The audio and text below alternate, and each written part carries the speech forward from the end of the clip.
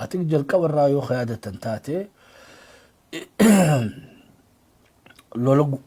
لولا بيتي تمورك أو سنتيس سينو فينتينيو أرارات أمورك أو سنتيس سينو فينتينيو غا كوبا بيتي خايا لوكو سنتي غا ولا دادا بفادادا لولي خلي في أراري خل guyyaarraa torbaanumatti yeroo adda addaa bakka adda addaa qaba jechuudha fakkiidha. Always alada araaraa jira, siinaa wayyaadhaa, salaasaa wayyaadhaa, arbaa wal tuttuqan, khamisa walit dhaadatan, jummata walit dhukaasan, safti walit dhukaasan alada ni dhaaban. So guyyuma torban kana keessattuu ati konfliktiin Iraaniif ta'e USA dha. Very unique wala dati chuya khumma garsisa hammamta kaga conflicting Irani fi tani USA datun very complex akatati mali fogane fadi adda das kesi jira even Iranu murteefachuu dandeessu Iran mataa isheettu guututti sulla seenuu dandeessu guututti nagee seenuu dandeessu Amerikaanis guutumattuu nagaa keessa seenuu dandeessu guututtinis lola keessa seenuu dandeessu Israa'eel akkasi so zamana beetee ajaa'ibaa keessa dhufne jechuudha waan amma dura gabaasaa turre adda ammoo eventually wanni tun conclude ta'umaaf teessi fadhiin ni jirti jechuun keessanii mala araaruma kanaa sawwani fakkeessa dhugumattuu fadhiin ni jirti Trump is fadhiin araara ni fadha ammoo what cost rakkin guddaa isaanii gatii araaraa kanaatu wal dhabe jechuudha araarri Trump barbaadu Iraan mataa qaqqabatte Muhammad jetteeni waan fetellee mootee fudhattee rakkaanenni ammoo baalli tiyaataatu boonni xiyaadha ta'uu dhaadannoo xiyaa ta'u Iraanis akkas godhuuf hin dandeenye jechuudha wanni akkas godhuu hin dandeenyeef Iraan keessa liidarri isaanii jechuudha hammaan dura ni hayyama fakkeessanii kanna Khomeiniin akkana wal qaban lola guyyaa 12 sayoo khayadatan taate lola guyyaa 12 ratti haayiniin dhaabaati ammoo haa bikaan dha'uu danda'u takka naa hanniti gaara qullallee taatu dhayeetiin jiraan ja'an uummata kiyya kanaani gurrana godhii jee jaarsi haya kholu bika akkasii dhayi jeeni jaarsis deebi'ee gaafa fuma faraqaanti yaa uummanni kiyyanan dhiisuuti anis ka bika takkaan dhawaati mee bikaan dha'unaa kan jennaani qaxara keessatti beetee hono goojjoo san dhukka irraa kaasiiti atis dhayee san himiidha warra walirraa beekuu jechu kiyya jaarsi rabbi rahmataa godhuufi nama jaarsaati lolaas ni beeka araaraas ni beeka Sayyid Ali Khomeini jechu kiyya khammaa kun abbaatti dhabe ififisitti madaa'e ilmootti dhabe jaartitti dhabe haalatti dhabe tu personal soga warri araara barbaadu kun ismu kana dhokataati beeytee mujtama adunutti dallanne jaanii beeytee haasoodii jechuudha gara Ameerikaatiis hifate lola kana jaarsi hifatee jira akkatti keessaa ba'uu hin qabu jechuudha ga professori tokko wanni jaani escalation trap jaani gaafa biraa tiirii sanirraa bal'ina haasoona jechuudha yeroo garii illi uummatii fi qopheessitu jira beektee ejjennoolee siyaasaa keessatti wanni ati kaleessa haasootee fi akkaataan ati itti waa laaltuu fi uummata keetti waa hubachiiftee deebi'ee si danqaraa jechuudha deebi'ee si danqara deebi'ee rakkoo gurguddoo sitti uumaa jechuudha egaa siyaasaan ganamaa yoo flexibiliin godhin konfliktii duratti konfliktii keessatti ammoo you cannot be flexible egaa takka lolli ta'ee madaan gama lachuurraa jiraatte flexible ta'uu hin dandeessu ati na hubattu geetii yaada yeroo ammaa tana keessatti egaa qabxii lama araara keessa amma kan dhukkubatti ta'u jira tokko nam sadii lola jalqabanii amma gaa basically dhukkubni guddaan eessa jira go'anne lola nam sadiin jalqaban Iraan, Israa'elii fi USA. Lolli kun odoo kana deemuu jiruuti Ameerikaan jalaa deebitee Iraan wajjin teesse. Kun gaafii fugaa waan conflict araara ammaa kana kompleksii godhee fi konfliktii ammaa kanallee kompleksii godhee keessaa tokko jechuudha. Ati ganna hubatan jeetumaa yaada.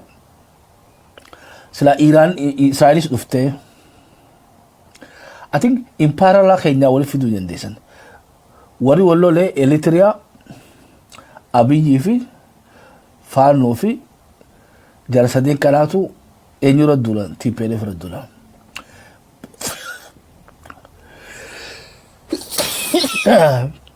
Pretoria ammoo Isaayyaas dhufuu hin danda'u waan biyya beektee dhimma Itoophiyaadhaatiif ammoo dhufuu fadha. Ati anuma battanyeeti yaada jaarsummaa beektee rakkoo teeknikaatiif isaa kallattiidhaan hin hirmaanne Eritiriyaan so wanni sagaataa ilaarraatu dhukkuba taate jechuudha. Waggaa nam sadii wal loltanii namni lama kophaa maqoo taa'ee tokkicha san ala dhiisan gaa haala dhiisan san araara san deebi'ee balleessuudhaaf gaa wanni inni hin goone hin jirtu. Ifuma na fakkaata. I think ta wanni dhaatis tanuma Israa'el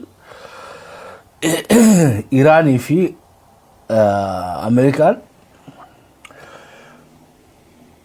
Israa'el ala dhiisuun sanii deebitee amma isaan rakkaa jirti. Maaliif hoggaanne Israa'el amma irraa alan jirtu beekana. Irraa alan jirtu maaliif poolisii meekaroota mootummaan Ameerikaa harkuma sii jirti jechuudha.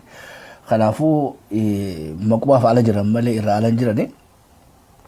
Kunuufi rakkoo tokko sogaa artiklii lama waan jaan beektee memorandum of understanding gubbaa jirirraa lama rakkootti ta'e tokkoffaa article 1 waa'ee Lubnaan. Israa'el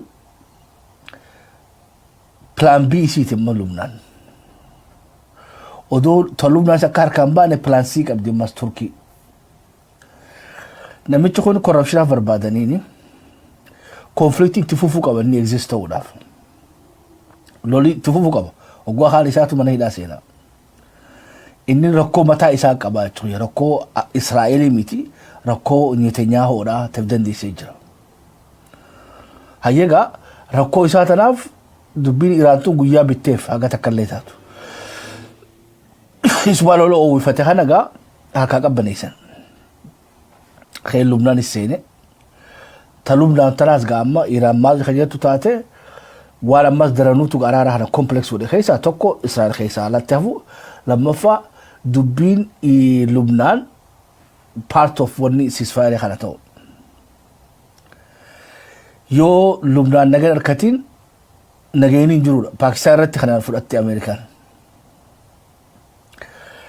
Qabxiin shanaffaadhaa taarra wadhaban keessaa jaalirraa takkaa fi shan waa'ee Hormuuzi. Hormuuzi irratti oggaa barreeffame dhimmi beektee Hormuuziin dabruudhaa jedha. Iraantuutu itti gaafatamummaa qabaa jedha. Markaboota amma dooniilee daldalaaf fi dhimma biraatiif dhimma adda addaatiif asiin dabran namni tajaajila laachuu qabuuf Iraaniidha itti gaafatamummaan isiidha. Article 5 wanni ni jiru kana. Amma gaa eega wanni dhumte booda Iraan akkana jechuun Hormuuz kan itti gaafatamu aanaadhaan. Ameerikaan ammoo lakkee akkasii miti. Akkasii miti. Banii namuu dabruu qabaa. Markaba tokkollee hin dhaabin jechuudha malee sirraa hayyama fudhatuu qaban jechuudha miti. Ati gaa wanni tun beektee confusiona uumtee jirti. Hedduullee isaan kan waliin bubuusaa jirti. Iraan wanni siin gaa jechaa jirtu maali waliigaltee keenya gubbarratti bikki ture anaatti gaafatama. Maallaqa naa hafalaa isaniin jechaan jiru dooniin asiin dabartu hundinuu ana wajjin haasawaati kotta dhufuuf jirra naan ja'a. Waan akkanaaf fe'enne naan ja'a. Asiinii dabarruu nuun ja'a. Tartiiba nu qabsiinu sanii akkaan qabsiisu godhadhaadha guyyaa 60. Kaan waa'ee daldalaati ammas maallaqa beeytee Ameerikaan saanshin irraa kaaftee guyyaa 60 Gaazaa isiinis addunyaatti akka gurgurattu. So Hormuz Iraan mi'eeffattee jirti. Wanni kun akka harkaa ba'uu hin barbaaddu. Leveragii isii fayyadu jaba beeytee dur akka proxiitti wanni itti fayyadamti Hizballah fi Houthi fi Hamas olitti Hormuz kanaatu irra isii fayyadaa jechuudha. Atiin anuma jala deemaa jirtan na fakkaata. Waliigalatti gaa wannummaan wali deddeebi'aniif qaamilachuu araara jibbanii oduu hin taane araara kanaatu araara akka Pretooriyaati jechuudha. Qaama irraa alatti hafee jira. Kan bira gaa USA fi mataa isiitti fufuu warra biiznesaa jira. USA fi dubbii irratti waliin galtu. JD Vance election itti aanu isaaniif of qopheessuu barbaada. Trump maybe amma boodatti deebi'uu danda'u seerii dhookaani. So inni caccabsatee akka bulchee maqaan isii badee rakkaanne JD Vance ammoo hegeree siyaasaa isaatiif nama araara buuse ta'uu fedhanne as keessatti maqaan isaa akka baduun fedha. Istaaleef danda'e. Marco Rubio ammoo sagalee warra extremistii beektee elementii achi keessa jirtu kana ta'ee election itti aanu isaa irratti beektee ammaanuu warra Israa'el kanallee gammachiisee competitiona Marco Rubio fi JD Vance jidduu jiru san inni saalaan jeeffachuu jira. So jarrummaan fiifuu beektee cidha kana keessa cidha ofii oofataa jiranidha. Trump teessaa dirree jirti. Ammas gaa military industry complex jira warra beektee meeshaa oomishu. Yaa'iin tun isaaniif beektee dalagaadha. So fadhiif dandeessee qaban warra nagayaan ammas beektee deal making faction warra beektee rakkoota keessa nagayaan boofadha akka JD Vance fi kana jira. Kana qofaa beektee mallee warra American first warra jira jechuudha. Warra beektee warra asulee godha Ameerikaa warra beektee hobatti dhimmu Ameerikaa dursina warra jira Magna jira National Security Establishment mataa isiitii fi CIA fi Pentagon fi kun so gaa departmentii mootummaa miti mootummaa dalaala corporationa warra siyaasaa hundinuu walitti dhufanii gaa akka dantaa tana keessa namuu waan fi waan daldalatu qaba. Gara Israa'el waggaa deemnes Netanyahu rokkaa mataa isaa qaba. Israel Security Establishment fiifuu ajandaa of dandee qaban. Far right coalition partiin isaa mootummaan fiifuu mootummaa taati. Achi keessatti amma beektee beekamuu barbaadu jira kan isaanis akkasuma gabaasnee fudhaa kunnu. Fi opposition party jira. Namu gaas keessa isaanis lola Iraan kana keessatti warra filannootti aanuuf of qopheessuu barbaadu jira. Gara Iraan waggaa filannee RGC'n aangoo beektee militeeriitti aangoo siyaasaa dabalachuu barbaadan. Mujtabaan beektee jabeeffachuu fedha kursiisaa tana. RGC'dhaa jira, ammas qaama siyaasaadhaa mootummaadhaa jira, hawaasaa jira, sheekotii gurguddoodhaatu jira, reformistii jira ammas isaan kana keessa. Ganamuu bikki hundinuu fedhii adda addaa keessumachiifti jechuudha. Ati ifuma fakkaata kana hunda gaawwanni ibsu nu barbaachisee fi walitti deddeebi'uun isaanii kun ila guddaa nama amma ni baaragaa jechuudha. Sisfaarii cabee baarree hin cabu adeeroo hin cabu. Too deebiinuu suphanii gawwal godhaniitu hafura baafatanii ammas walitti deebi'anii trending kun xiqqisoo numatti fufaa jechuudha. Ilaa yoomi might not be forever. Maybe baatii lamaan sadeen as deemu isaan qafilannoo as deemtuuf kun amma alternative ga irra kanarra wayyaa arkatanitti.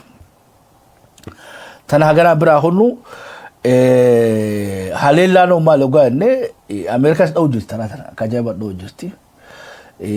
Iraanillee deebisaa kan nu jirtiif deebisaa biyya afur keessatti Joordaan, Kuwait, Bahareen, Qatar biyyoota hedduu dha'u jirti isiinis. Gaalaga buusuudhaaf immoo Paakistaanii fi Masrii fi Omaan fiiguu jiranii. Jara kanaas dhagahuu qaban. Asuma keessa ammas beekadhu manguddummaan fiifummaa laavireejii taatee jirti jechuudha.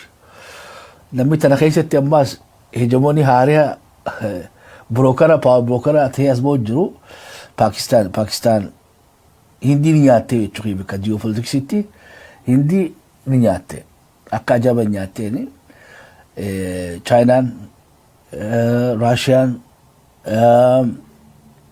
biyyoonni Arabaa Suudii fi Paakistaan jidduu namni artikil 5 qabu akka neetoodha namni Suudii tuqeedha namni Paakistaan tuqeedha.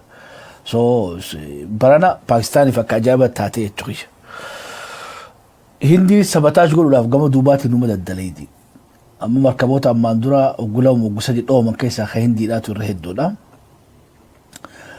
Manguddummaan tun akka fashachuu dhufeeti. As keessatti wanni takka illee taphachuu hin dandeenye eenyu muudiin akka Paakistaan sanitti sochii jajjabduu godhuu hin dandeenye. Tanaa saganaan biraa hunnu dubbii gaa jala deemnetti ta Iraanii fi ta Ameerikaa isanii gabaafna.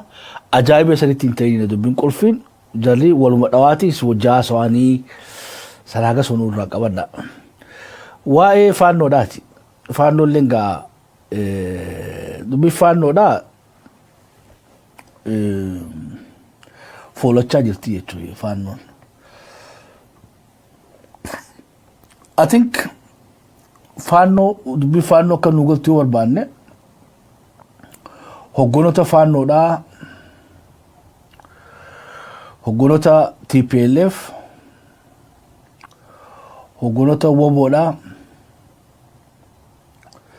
Shaabiyaadhaa I think kana sirriitti ilaaluun nu barbaachisa na fakkaata. Jaarmoota jaatamoota keessa the birth of beetee ethno nationalism eega uumame booda kaashin ihappaadhaatii fi mi'eessoon konseptii Itoophiyaanizimii san jari lamaan kun isaan lamaan jidduutti nyaadhamte Itoophiyummaan. Bara Itoophiyummaan turte eega nyaadhamte. Eega Itoophiyaan nationalism kollaapsii ta'e ture bara. Amma gaa gulukoosumatti hidhanii deemuu jiranii malee. Ta'e daalasisiidhaani faaromsaa jirti malee nationalismii Itoophiyaadhaa Haile Sillaasee booda survive godhuu hin dandeenye. Biitituun wanni keessaa beetee wanni isiin jirtuuni faadhannoo haga isaa wal bulchuu jalqaban wanni beekan karaa fiidaalaa san fiidaalummaa san keessaa bahanii free society ta'uu hin dandeenye har'aa ta'uu hin dandeenye gaafa san dhiisaadha. Sogaa experimentiin gara socializimiitti deeman sanis isaan hin fayyadne jechuudha. Ittuma wal nyaataniiti ittoo wal xuruursanii jechuudha. Achi keessaa gaa warri sabummaadhaan hoggansi sadii as bahe. Kaampii Oromoodha. Kaampii beetee TPLF fi kaampii beetee Shaabiyaadhaati. Kaampiin taante EDUdhaati. Kaampiin Shaabiyaadhaa waan nama ajaa'ibsu jira jechuudha. Silaa yeroo akkadhee seenaaleen hin laalamin keessaa guddoon tanaa jechuudha. Liidarshiippiin har'a qabsoo gaafa Afrikaa harkaa qabdu tuni irra guddaan isaanii naashinaalistoota waan san jalqabanii miti jechuudha. TPLFis warri waan san jalqabeetti nyaadhabeetti namni biraa fudhate mallas fa'aa fudhatan namoonni biraa. Shaabiyaatiis jabaatu isaan dura ture.